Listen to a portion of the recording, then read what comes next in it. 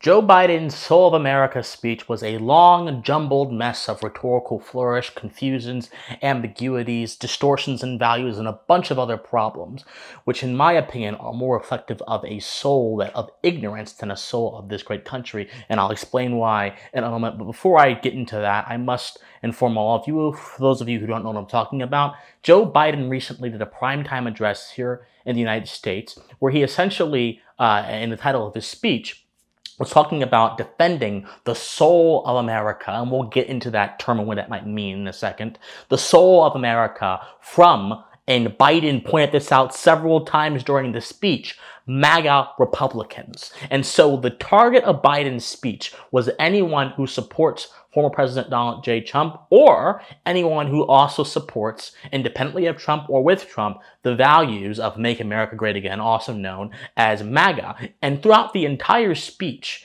Biden made several contradictions. He used several ambiguous phrases to make his argument, which is never a good idea if you're trying to seek the truth. The truth is not found in ambiguity. The truth is found in trying to understand detail. He did several things that incredibly disappoint me, especially given the setting of his speech.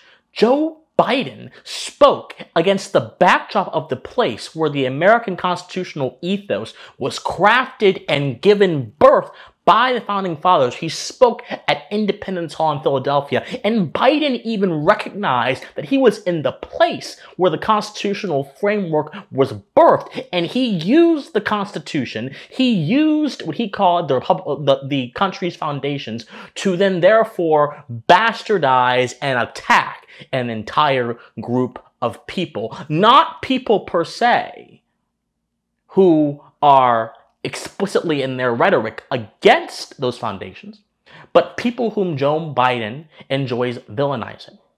And so there were several problems with the speech, but the first problem with his speech was his ambiguous use of certain terms, especially if you put those terms in historical context. Joe Biden said, and I'm paraphrasing, that it's the duty of Americans to fight against extremism, and MAGA Republicans represent extremism. Well, my friends, the word extremism is a thought-terminating cliche, a kill phrase, which is meant to get you to look at whoever it is applied to and to not consider their arguments so as to render them ineffective and impotent in the realm of ideas.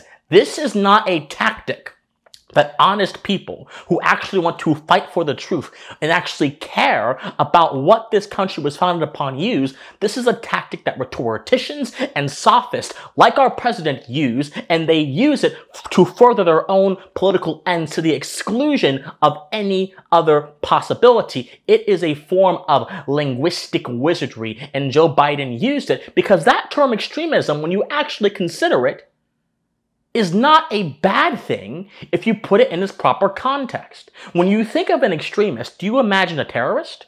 Do you imagine someone who is unbridled and chaotic in all of their ways? Well, if you think of extremism on a spectrum, perhaps you can actually see a different picture. Imagine we have on one end of the spectrum, we have servility. On the other end of the spectrum, we have rebellion. And imagine this spectrum is being placed in the context of a tyrannical government. Now, to be on the extreme end of the spectrum would be to be extreme for liberty, and to be on the other extreme end of the spectrum would be to be extreme for civility. That means to bow down to the tyrannical ruler. Ergo, extremity is itself not a value. It is a way of expressing a value. Joe Biden presumes, by using the word extreme, that extremity is a value. How is extremity a value? It has no inherent ethos. It's a tool, like a hammer is a tool. A hammer can be used to construct buildings and to create shelter, to fight the elements and aid man in his conquest for excellence, or a hammer can be used to tear down other people and to violate other people's rights and wreak destruction upon society. It depends on how the weapon is used. It depends on how extremity extremity is used. Barry Goldwater said extremism and the pursuit of liberty is no vice, and he is correct, because liberty is the natural precondition of being. Without liberty, human life is impossible, because human life requires rationality to order man's actions, and rationality, ordering man's actions, is a man exercising his liberty. These are axiomatic statements that our founders understood were integral to creating any kind of society, but especially a good society, and a good society being a free society. And Biden just stood in the place where they tried to do that. And he spat out lies by way of ambiguities. But Biden also spat out lies by way of distorting and misrepresenting the orientation of the American Republic. Oh yes, Biden said several times at the beginning of his speech, in the middle of it, and interspersed throughout the speech, and at the end of it, that we are a democracy.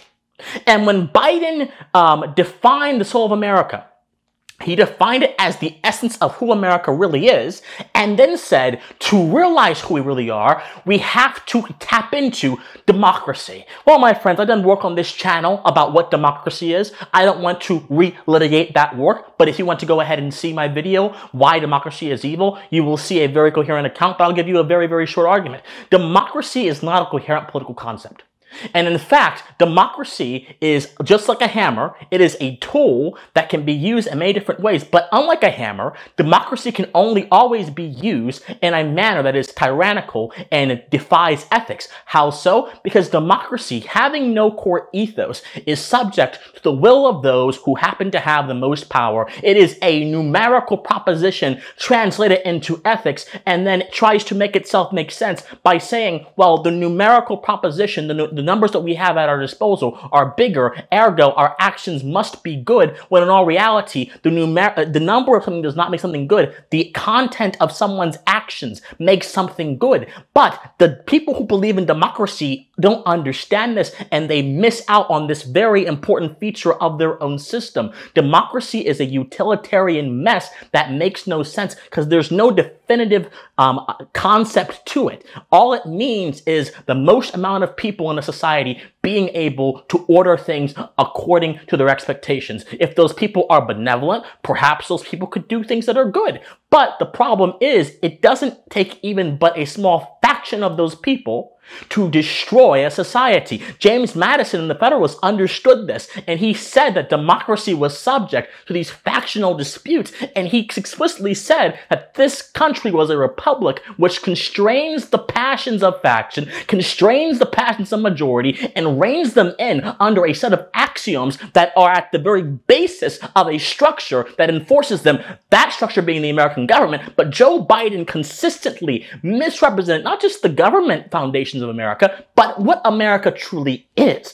America is a statement of values, my friends, that exhibit and endorse the idea of freedom inherent to the individual, rights inherent to the individual, and puts demands on both society and the government on how to respect those rights, how to respect the individual, and how to respect people's contributions, their voluntary and free contributions to society. And yet Joe Biden bastardized and distorted that idea during the entire time and mislabeled us as a democracy, despite the fact that America was built to defy democracies. America was built with an ethos that is not even integral to democracy. It was built with an ethos of restraint. And democracy, as history has shown, has no restraint except by which it is bequeathed by those who happen to be in power. And if they don't want restraint, you will have no restraint. This is why in Athens, they could vote on everything. This is why in Athens, people at a certain age were bound, cap in knee, to certain activities. If you were 18, you were automatically made a member of the society, regardless of what your intentions were, regardless of your ability to own property, regardless of your ability to understand and rationalize. When you hit hit a certain age because the majority said so, then you would therefore be admitted. And the majority decided what was moral, what was correct on a practical level, when in all reality, what was correct oftentimes went against the majority. Once again, the Joe Biden idea of what America is America ruled by the tyranny of the majority. And this is quite evident because during the entire speech, Biden said the MAGA Republicans reject the will of the people. What does that mean? That is an incoherent, abstract concept. What does that mean? The will of the people are not the moral good. The will of the people is not a moral statement. The will of the people has nothing to do with what is correct and what is proper to our constitutional system. And yet this president, who happens to lead our constitutional system, has made it so that the will of the people is the moral substitute for everything else. And yet, with this being the case, with him substituting democracy for the true reality of what America actually is, he says we have to respect the guardrails of the republic while attacking their moral foundations that are not found in democracy, but are found in the restraint inherent to a Republican system. This is the Joe Biden speech, an incoherent mess. But it gets even better. While also saying that we have to respect the Constitution and respect the foundations of our country and respect the soil of America, Biden, in the same breath, touts his policy achievements, which violate those things. He touts the gun bill he got passed, which is a fundamental violation of due process because it gives people the ability in certain jurisdictions, it gives states money to enforce laws, red flag laws, that have the potential to violate someone's rights. And yet Joe Biden says we have to respect the guardrails of our republic. He also mentions his climate bill, which attempts to usurp the marketplace conditions which are shaped by individual interest, desire, and the practicability and profitability of certain products. He wants to usurp that from voluntary and free exchange and pump government money into clean energy as if that's going to fundamentally shift the market dynamics. And it may shift it in an artificial way that, like every other time we've seen the government intervene and try to inject its own desires into the marketplace, things have gone wrong because the government thinks that it is isolated from the laws of economics. He touted that, and in the same breath said we have to respect the guardrails of our republic. This is a president that tried to force people to mass vaccinate against their will and was only stopped by a brave judicial system. This is a president that has absolutely no problem putting sanctions and stopping people from trading with other countries in a voluntary and free way because he thinks that he has the moral impetus to go ahead and order our actions. This is a president that has been constantly destroying, perverting, and blowing up the foundations of our country and has been perverting and blowing up its guardrails ever since he got into office. And this is the person who has the nerve to try to postulate the values of this country as if they're on his side. Forget Donald Trump. Forget MAGA. This is someone whose policies, whose progressive philosophy goes against what this country was conceived to be, goes against its axioms, and misplaces them in the collective, misplaces them in this incoherent system of democracy, misplaces them in the exact place where the founders tried to go away from.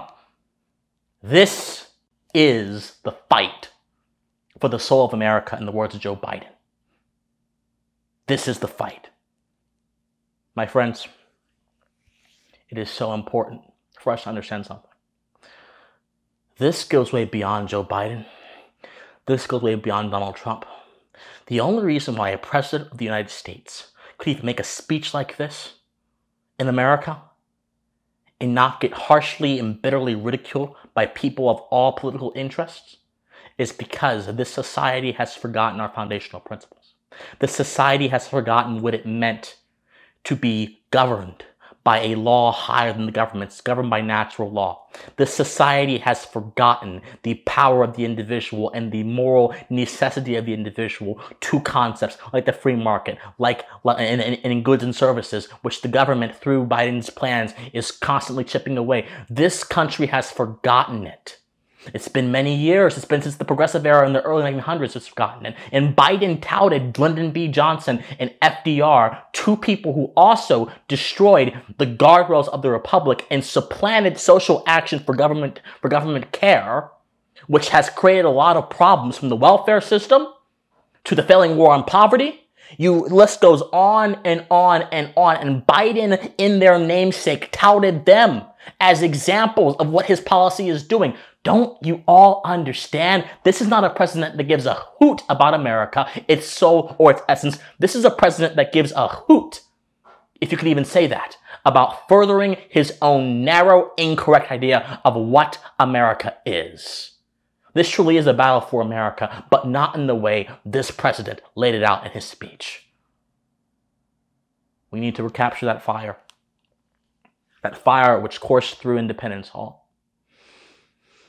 and led to the greatest revolution in the minds of men at that period of time. Before America, there was the concept of individual freedom. It was in existence, but it wasn't in political reality. It had popped up in various different instances throughout history, whether it be with the Magna Carta, whether it be with the Mayflower Compact. It had popped up in little bit sprouts, and like sprouts coming up out of the land. But when America came about, the river just crashed and cascaded and went down the slope and created something beautiful.